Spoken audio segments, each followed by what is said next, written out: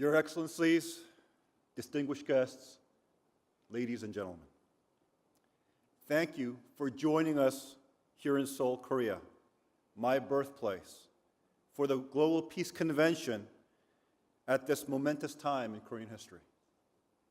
I would like to thank the many leaders here in the One Korea Global Campaign, Organizing Committee, the Korean Parliamentary Society, Action for Korea United, and the Global Leadership Council for their support and commitment, and to welcome our many distinguished guests and friends of Korea from around the world.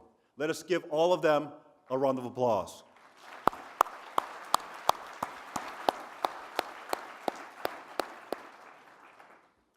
Ladies and gentlemen, all Koreans, North, South, and in the diaspora, trace their origins back millennia to the mythological story of Tangun, the ancestor of the Korean people. Running like a thread throughout our 5,000-year history is the philosophical idea of 홍익 인간, which roughly translated means to live for the greater benefit of all mankind. It has always been a guiding principle throughout Korea's tumultuous history in periods of crisis and national renewal. Representing our historic cultural DNA, it allowed Koreans of every generation to connect to our heritage and define our future legacy. Understandably, the 홍익 인간 ideal was a motivating ideal for the independence movement that sought to create a new republic out of the ashes of the Joseon dynasty. It shaped the aspirations of the independent leaders to want more than freedom from Japanese colonial occupation. Based on this ethos, they believed that it was their destiny to create an ideal nation that would be an example to the world. The most significant milestone of the Korean independence movement came in 1919. On March 1st of that year, more than 2 million Koreans, 10% of the entire population, coalesced in a groundswell of support for the Korean Declaration of Independence, proclaiming it peacefully in mass rallies across the nation.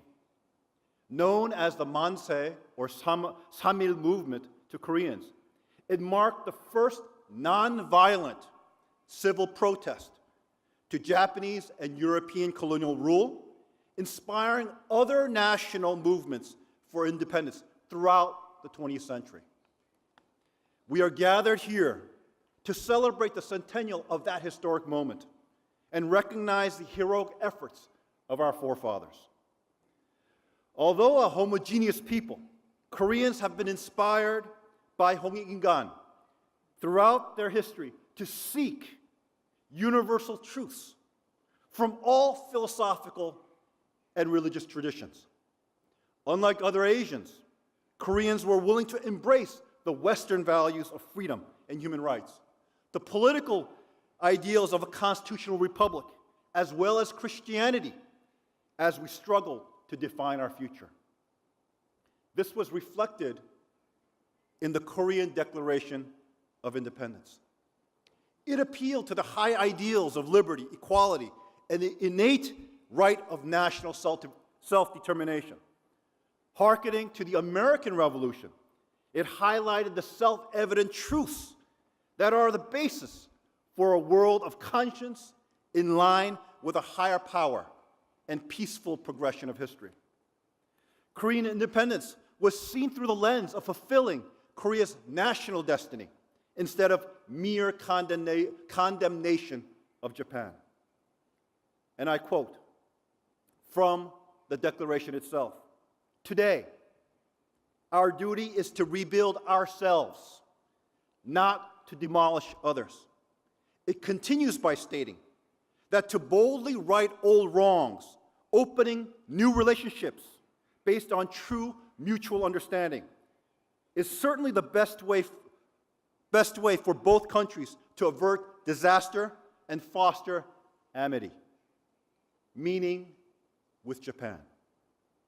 Thus, for the architects of the Korean Declaration, one of whom was my great-grand-uncle, Reverend Moon Yoon-guk, one of the most influential Christian pastors of his day. The Samil movement sought to stay true to the high ideals of Hongik-gan. They recognized that, and I quote, with the well-being of humanity at stake, the establishment of Korean independence is a grave issue that transcends the mere animosity of two nations. Eventually signed by 33 signatories representing Christianity, Buddhism, and Cheondogyo, as well as civic and cultural leaders, the Declaration stayed true to the spiritual roots of Korea's founding and reinforced its sense of providential destiny. Ladies and gentlemen, the United States played a great role in shaping the geopolitical landscape of Asia and the fate of Korea throughout the 20th century. With the end of the Great War, it was President Woodrow Wilson who drafted the 14 points, whereby one of those proposals mentioned the need for national self-determination for all colonized people, inspiring the Samil movement of 1919. Yet due to weak American leadership, Wilson's vision fell apart in the feeding frenzy as Allied powers vied for the imperial territories of the Central Powers. Instead of building a better post-war order, the Versailles Treaty paved the path for Japanese imperial ambitions in Asia. Because the West recognized Japan to the exclusion of every other Asian nation, it legitimized its sense of Japanese superiority over its neighbors. This would lead Japan on a collision course with the United States in Asia, and eventually the entrance of the US into the Second World War. The unconditional surrender of Japan in 1945, however, offered the United States a unique opportunity to influence the geopolitical order of Asia once again. It single-handedly defeated the Japanese Empire and stood as the world's only great superpower. Europe was in shambles, with the colonies of Europe and Japan seeking national self-determination. In this vacuum, the U.S. could have righted the wrongs of colonialism and brought freedom to the oppressed people of the developing world, in line with the aspirations of the Korean and other subsequent independence movements. This would have been the best bulwark against communism and the Cold War that was soon to follow. Sadly, this was not to be. Inviting the Soviet Union into the Pacific theater due to the concerns of excessive casualties in the invasion of Japan, the U.S. inadvertently allowed the Russians to influence the geopolitical landscape of Northeast Asia. The peninsula was divided into a zone of influence along the 38th parallel, very much like Eastern Europe. In 1948, two separate governments were created in Korea, permanently dividing the peninsula. When the Soviets successfully tested their own atomic bomb in 1949, the U.S. no longer stood as the world's only great superpower, ushering in the nuclear age and the beginning of the Cold War.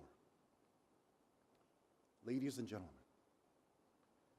the creation of the Republic of Korea, ROK, in the south and the Democratic People's Republic of Korea in the north was a direct product of the Cold War, with both governments, however, seeking to unify the peninsula from its very founding. Interestingly, the names of both nations is or ends with the Republic of Korea, which harkens back to the independence movement, reflecting their common root. Eventually, the North's failed attempt to unify Korea by force led to the Korean War in 1950.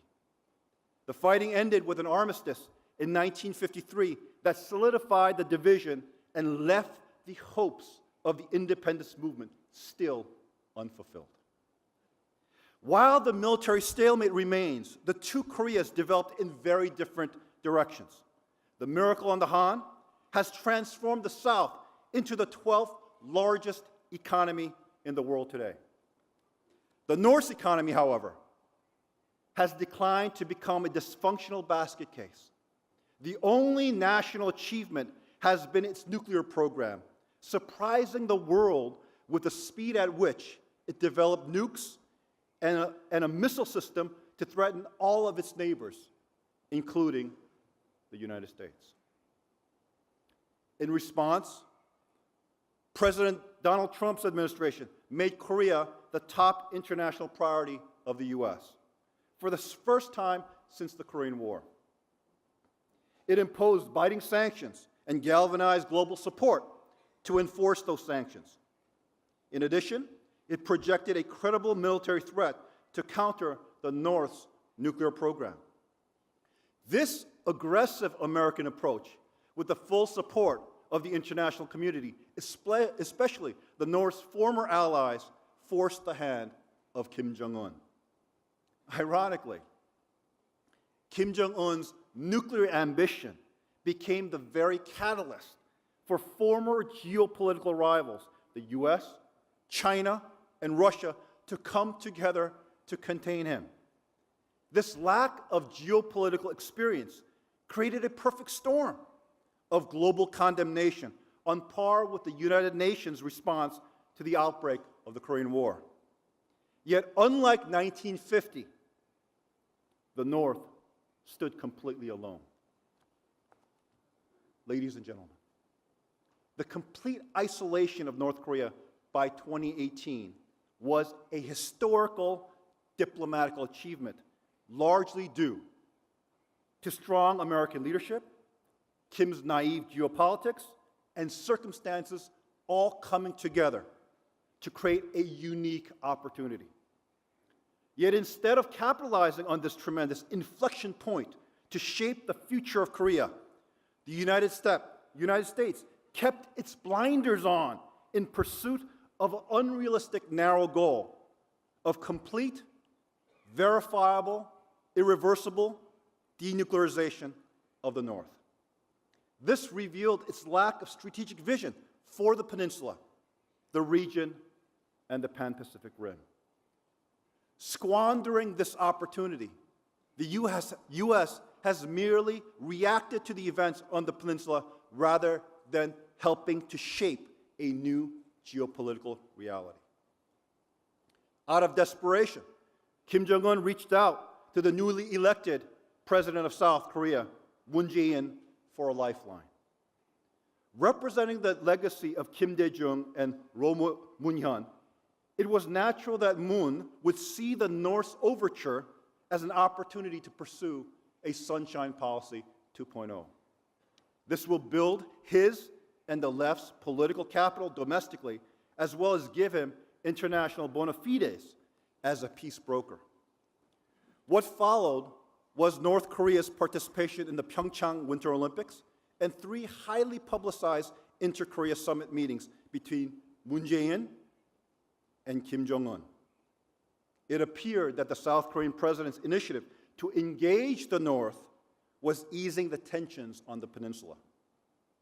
Yet, the larger issue of global sanctions led by the United States, as well as its military option to take out the North's nuclear capabilities, remained a real threat to Kim Jong-un. Astonishingly, once again, Moon took extraordinary steps to advocate for direct bilateral talks between the United States and the DPRK, breaking with long-standing diplomatic practice. This set the stage for the Singapore summit, the first ever face-to-face meeting between a sitting president of the United States and North Korea. This summit would give Kim the legitimacy his predecessors could not achieve, and thereby increase his stature at home and abroad as an equal to the American president. Once he stood utterly alone, yet with the help of the South Korean president, he now stood as an equal with the very man who nearly brought him and his regime to the brink. The Singapore summit was to be his greatest comeback. The Singapore summit exposed the flaws in American policy. In return for dismantling its nuclear program, the United States was prepared to aid the North's flagging economy and even ensure the survivability of the Kim regime. In so doing, the U.S. was willing to forfeit its basic values by ignoring the North's atrocious human rights record, as well as cementing the two-state reality on this peninsula. Although Kim agreed to some vague terms of denuclearization, few believed that he had any intention of abandoning his nuclear weapons, and many were alarmed with the extent to which the U.S. was willing to go in these bilateral negotiations. Ladies and gentlemen, the U.S. fails to see that the North's nuclear program is more than an insurance policy against Western aggression. It is Kim's crowning achievement in the face of a hostile world. For Koreans, whose fate had been determined by foreign powers throughout the 20th century, the need for independent self-realization is a powerful force and therefore admired when exhibited even by Kim. In addition, giving up its nukes would undercut the very legitimacy of that regime, which was built upon the propaganda of their importance to the North Korean people. The loss of credibility to give up something so central to the Kim dynasty due to foreign pressure would damage the regime internally more than any enticements from the U.S. would benefit it. Although Trump feels that he is on good terms with Kim, the DPRK will not give up their nukes no matter what they promise. More importantly, American policymakers fail to recognize the nuclear issue must be understood within the larger strategic framework of unification. Kim Jong-un and the North Korean ruling elite are an intergenerational dictatorship that have not abandoned the dream of Kim's grandfather, the eternal president Kim Il-sung, of a united peninsula dominated by the North and its ideology. Remember, it was Kim's grandfather who instigated the Korean War. Unification has always been the stated goal of both Koreas, and something the North has been preparing for decades, with its ties to South Korean labor unions and elements of the ideological left. The North has a larger strategic view of a unified Korea that can reap the benefits of the South Korean economy with the might of their nuclear weapons program. And what they can no longer achieve by force, they will seek to achieve by geopolitical maneuvers and exploiting the hyperpolarized ideological divides in South Korea. They will seek the official end of the Korean War so that the U.S. would be pressured to remove its military presence from the peninsula. They will appeal to anti-American and anti-Japanese elements of the progressive left in the ROK under the banner of Korean self-determination to erode the fragile alliance in Northeast Asia between South Korea, the U.S., and Japan. And by doing so, create an opportunity to create a new nation in their image. American policymakers need to recognize wider strategic issues at play beyond the narrow issue of denuclearization. Following the first summit between Trump and Kim in Singapore, South Korea's President Moon Jae-in pursued an evolving policy of greater cooperation with the North at the expense of his allies. He called for the relaxation of sanctions and the declarations of the end of war between the two Koreas and the United States, to the chagrin of the U.S. and Japan. The Moon-Kim summits acknowledged Korean unification as a stated goal. On September 19th, 2018, in his speech at Rongga-do Stadium to the North's elite, Moon stated that he and Kim pledged to hasten a future of common prosperity and reunification on our own terms. This statement was made under the principle of autonomy of our people, where we ourselves determine our own fate, meaning the two Koreas and no other parties. With an impetus towards unification underway, the most important strategic question for the United States, the region, and the world, but most importantly the Korean people, will become what sort of unification will that be? What sort of country will the new Korea be? This is where the battle for the future of the peninsula will be fought. Yet, how many South Koreans are aware that their leadership has made a tacit agreement for unification? Why is there no debate on the future of unification here in South Korea?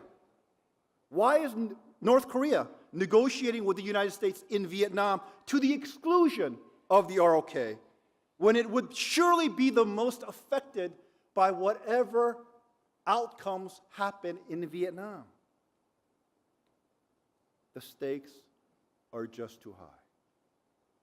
There should be a transparent process where the Korean people in the South, North, and the diaspora are participating in the debate for unification on the peninsula with the support of the international community.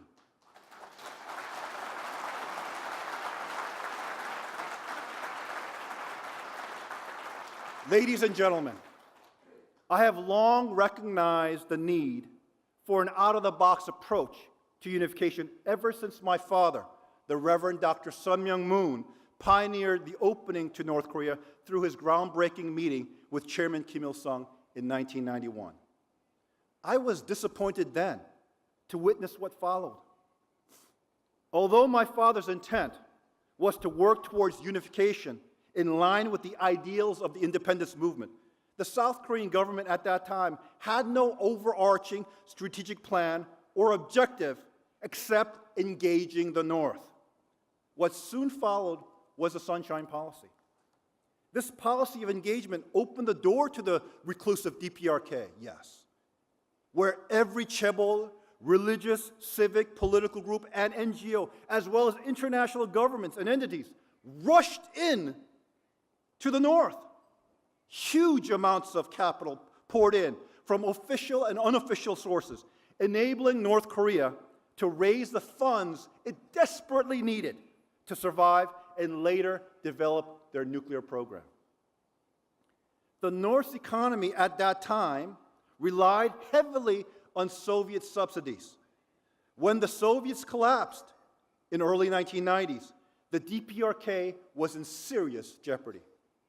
What could have been a tremendous opportunity for unification was squandered due to the lack of leadership here in South Korea and the United States. Although unification has always been the stated goal of South and North Korea, due to the ideological nature of their respective plans, neither plan is accepted by the other.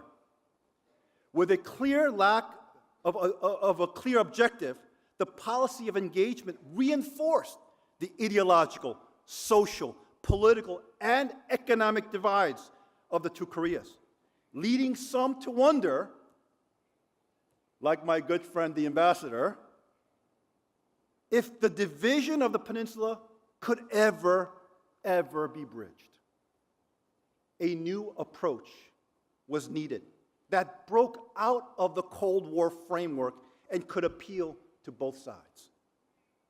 Such an approach is encapsulated in my book, Korean Dream, Vision of a Unified Korea. First, I look to our common history and culture as an ancient people, beyond the divisions imposed upon us by outside forces. The common thread that ties all Koreans together is the founding mythology of Tangun and the ideal of Hong Ingan. It is the very root of our Korean identity. The 74 years of division of the Korean people is but a drop in the bucket of our 5,000-year collective history.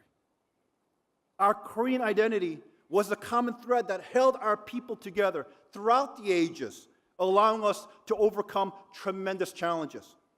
The division on the peninsula is a challenge of our generation, but it is by no means insurmountable.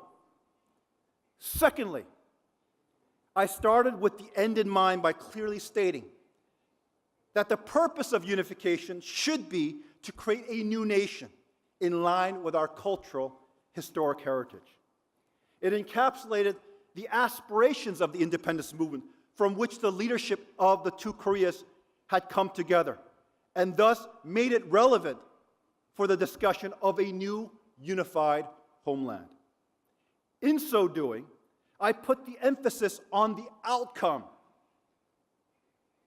rather than the process of unification, thus presenting a focus that looks beyond the current opposing ideological differences, and thereby enabling the dialogue to start from a blank slate. As a student of American history, I knew that the United States, which most agree is a paradigm of freedom and human rights, became the type of nation that it is because of its ideals and its founding principles and values. They are the skeletal frame upon which the flesh of democracy and free enterprise takes form. Yet when we consider the rich and ancient history of Korea, we have been blessed with so many of the ideals, principles, and values that resonate with those championed by the United States. A nation built upon that foundation would truly be a model nation due to our ancient pedigree and the fact that we will have overcome the horrors of colonialism and the division of the Cold War. Ladies and gentlemen, great social transformation requires active engagement of a broad public united in pursuit of a common cause. That cause should be unification. Koreans from the north, south, as well as the diaspora must engage with one another on many different levels. Civic organizations and NGOs are the perfect means for such engagement. Understanding the need for a broad civil society coalition, I have been instrumental in launching and developing the Action for Korea United. Since its launch with key partners in 2012, it has grown rapidly into the largest citizen-driven movement for unification in the history of South Korea. And now it includes nearly 1,000 organizations. Let's give them a round of applause.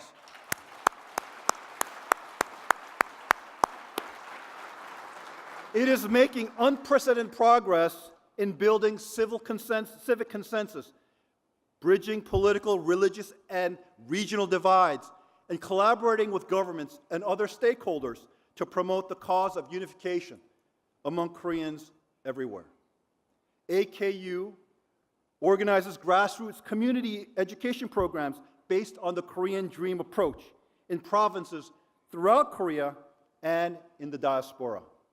These are coupled with activities through which participants, including refugees and defectors from the north, experience making unification a part of their everyday life. AKU is also building broad support and enthusiasm for unification, especially among the young, through culture and the arts, most notably with new unification songs and the 1K concerts featuring award-winning artists and top K-pop groups with significant reach and impact through social media. In addition to these vital efforts, AKU has joined with the Global Peace Foundation and other partners in the One Korea Global Campaign to advance the unification agenda with a wider public appeal. From expert forums like this one to youth exchanges, cultural initiatives, and social media, it is building awareness and generating support for a unified Korea on virtually every single continent. Many of you are already actively engaged in this campaign, and I invite the new ones that are gathered here to join us in this vital cause.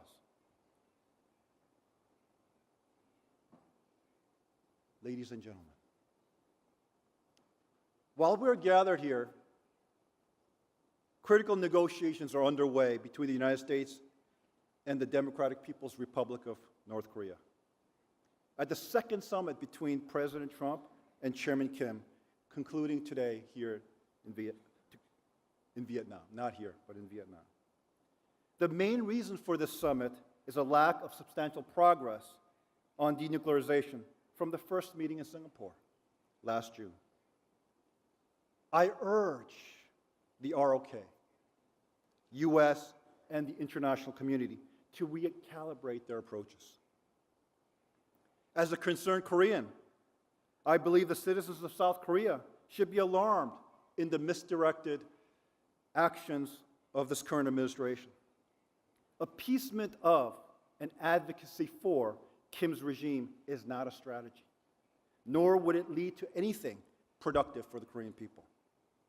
Unfortunately, the North understands the weakness of the South's hyper-partisan political environment. It is no coincidence that the North historically only engages with left-leaning presidential administrations and not conservative ones. My book, The Korean Dream, offers a new framework for unification that can appeal to all Koreans in the South, North, and diaspora, rooted in our collective heritage that defines our destiny as a Korean people. I wrote this book to empower all Koreans to be the masters of that destiny and to fulfill the dreams of our forefathers of creating a model nation in line with the Hongik-Ingan ideal. As a good friend and famous contemporary poet, Ji-ha Kim, said about my book, "My dream, your dream, our dream, all come together in the Korean dream." If every Korean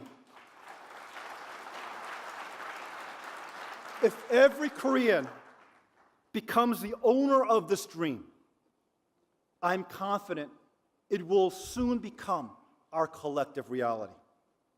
Most of all, I believe that the U.S. should abandon its narrowly defined denuclearization policy and widen its Korea focus.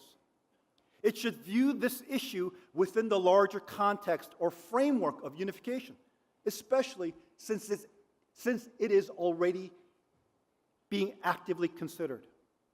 Like the Marshall Plan in Europe and MacArthur's reconstruction of Japan did after World War II, the U.S. should have a larger, longer strategic view of Korea in relation to its neighbors and to the Pan-Pacific Rim. Remember that both those plans led to a post-war alliance that was the bulwark against communist aggression, providing global security and unprecedented economic growth. Likewise, a unified Korea that is built upon the ideals of Hongik-Ingan would naturally align itself with the West since it shares its values of liberty and human rights. In addition, it would be an indispensable peace broker bridging East and West in the most dynamic region in the world. As a result, a unified Korea should become the clearly stated and actively pursued policy of the United States, with the support of the community of nations. In doing so, it will help the Korean people bring closure to the legacy of colonialism and the Cold War that has plagued our people throughout the 20th century, and open up a new chapter of freedom, unity, and global prosperity in line with our providential charge to be a benefit to all humanity. Ladies and gentlemen, the centennial celebrations that we will be attending tomorrow remind us of the dreams of our forefathers to create an ideal nation. I would like to share what Kim Gu, the head of the provisional government of the Republic of Korea in Shanghai, wrote more than 100 years ago. And I quote, "I wish my nation would be a nation that doesn't imitate others, but rather it be a nation that is a source of a new and higher culture, and thus true world peace come from our nation." Ladies and gentlemen,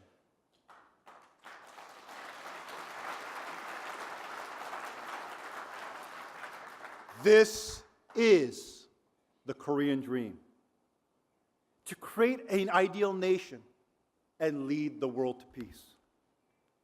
What would happen if a new unified nation is created that reflects the Hong-Ingan ideals of living for the greater benefit of all humanity? Would it not benefit all Koreans, both North and South, especially those families divided by the 30th parallel? Would it not benefit the region with a Korean nation friendly with all its neighbors beyond ideological divides and true to its historic identity as an advocate for peace? I pose these questions since the creation of a new nation is still a dream and not yet a reality. But what would happen if everyone gathered in these centennial celebrations were to have that same dream, reminded of the sacrifices of our forefathers during the Samil movements of 1919? As Genghis Khan observed 700 years ago, if one person has a dream, it is but a dream. But if everyone shares in that dream, it becomes a reality. Now is the time for far-reaching vision, wise leadership, and bold action. Korea's historical quest for one free, independent sovereign nation is no longer a distant dream. It will be the reality of tomorrow.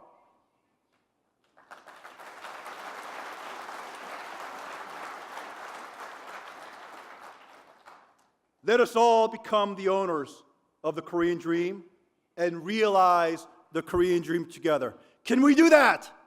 Yes. May God bless you and your families. And once again, let us dream the Korean dream. Thank you very much.